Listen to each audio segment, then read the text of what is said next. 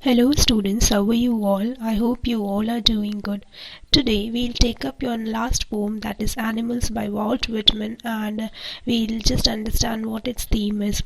And this creates a comparison between human beings and animals. Okay. Now in this poetry, the poet stresses on the fact that animals are better than human beings. Okay.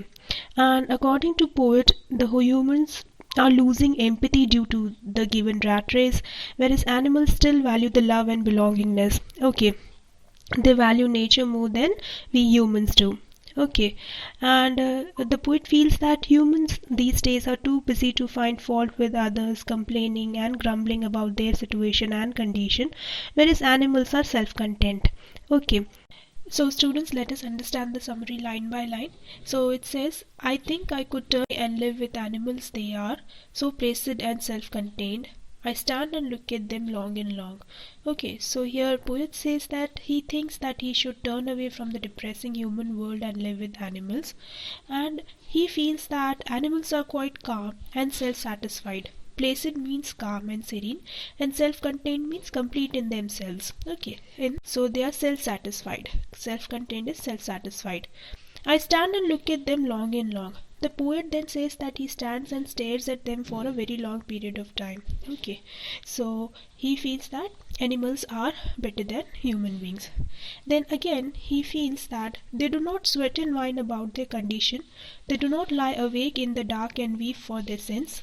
They do not make me sick discussing their duty to God. Not one is dissatisfied, not one is demented with the mania of owing things. Okay, so the poet says that animals do not grumble and complain. Sweat and whine is grumble and complain about their conditions as humans do.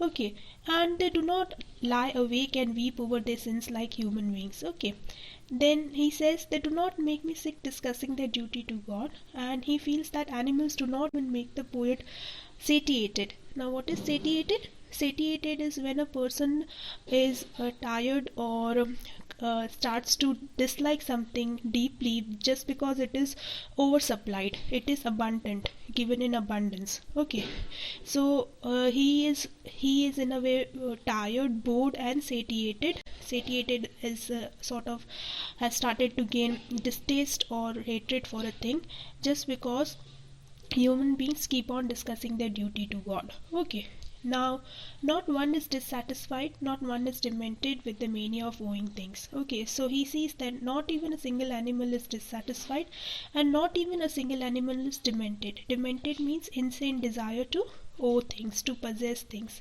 Okay, so he says that animals are not dissatisfied or are crazy with the desire to possess more and more things or be materialistic. Okay, so this is the entire understanding of the poetry. Now it says, not one kneels to another, nor to this kind that lived thousands of years ago. Not one is respectable or unhappy over the whole earth. Okay, so the poet says that no animal bows his head in respect to another or to his ancestors who lived thousands of years ago like human beings. No animal is considered worthy of respect, or they have these false traditions or false culture of bowing respect and showing respect, and no one is worried about the entire earth. Okay, so they know that earth will take care of them and they do not have to worry about the entire earth. Okay, so they show their relations to me and I accept them. They bring me tokens of myself, I evince them plainly in their possession. Okay, so here the tone of the poetry changes. He says that now they are in a way trying to make the poet envy. Okay, so he says that they are reminding the poet of his own characteristics, that how these characteristics of being cool, calm, self-satisfied, content, being placid were actually of human beings.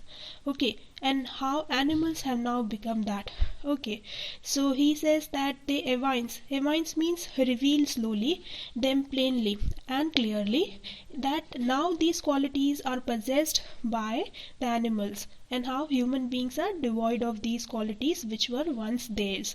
Okay, then it says, I wonder where they got these tokens. Okay, so he says, the poet wonders that where did they even the poet wonders that from where did these animals even get such human characteristics of being calm, cool, self-satisfied, being content. Okay, and all the things that he discussed in the above lines, how where have they even acquired those who animals. Okay, so the poet says, did I pass that way huge times ago and negligently dropped them? So he says, was I in my own self and I passed it and I carelessly dropped them and they acquired it, they gained it, animals gained it.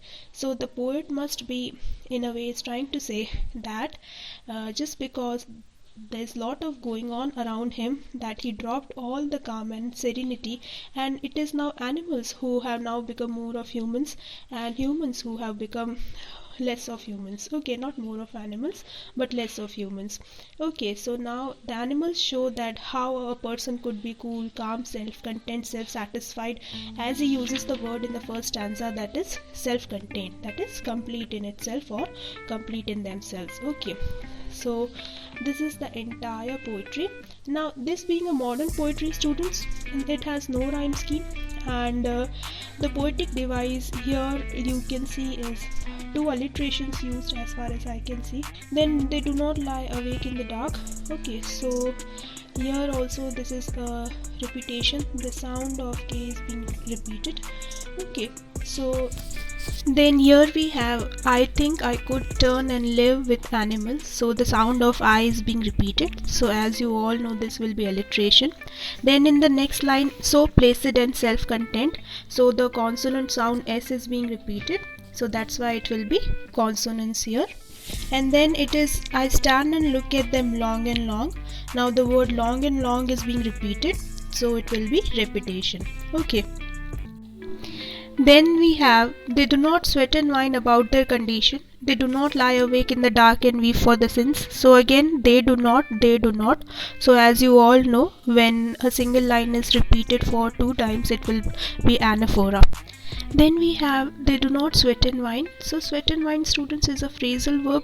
Okay, phrasal verb generally means wherein 2 verbs are used to make a phrase to give an emphasis to the statement. Okay, so sweat and whine means grumble and complain, as I told you. So this is phrasal verb. Okay, so we can see that from here the metaphorical or implied comparison between humans and animals start. Okay. Then again we have, not one kneels to another, nor to his kind. Not one is respectable or unhappy over the whole earth. Okay, so not one is repeated. So here it will be anaphora again. You guessed it right. Okay, so they show their relations to me and I accept them. So the sound of S is being repeated. Okay, so this will be consonants. Okay, and they bring me tokens of myself. They evince them plainly in possession. Okay, so tokens of myself will be, tokens here will stand for synecdoche.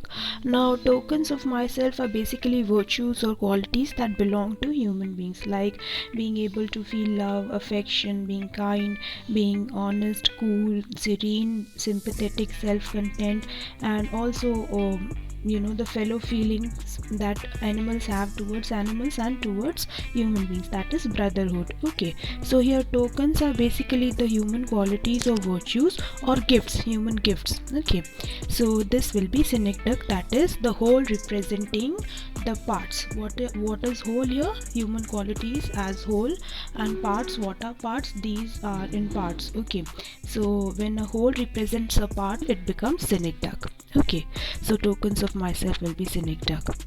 Then this one is, did I pass that way huge times ago and negligently dropped them? So this is a rhetorical question. Now what is a rhetorical question, students? A rhetorical question is a device used by modern and postmodern poets generally, but it was used from romantic poets, and this is used to indicate that a question is being posed and this is for the readers to understand on their own. Okay, that is more or less to self-reflect or to ask themselves. Okay, so it's a sort of open question wherein an answer is not expected from the readers but only a realization is. Okay, so the last one is rhetorical question. Okay, this was it, students. For MCQ and content based questions, contact the numbers given. Thank you. Take care.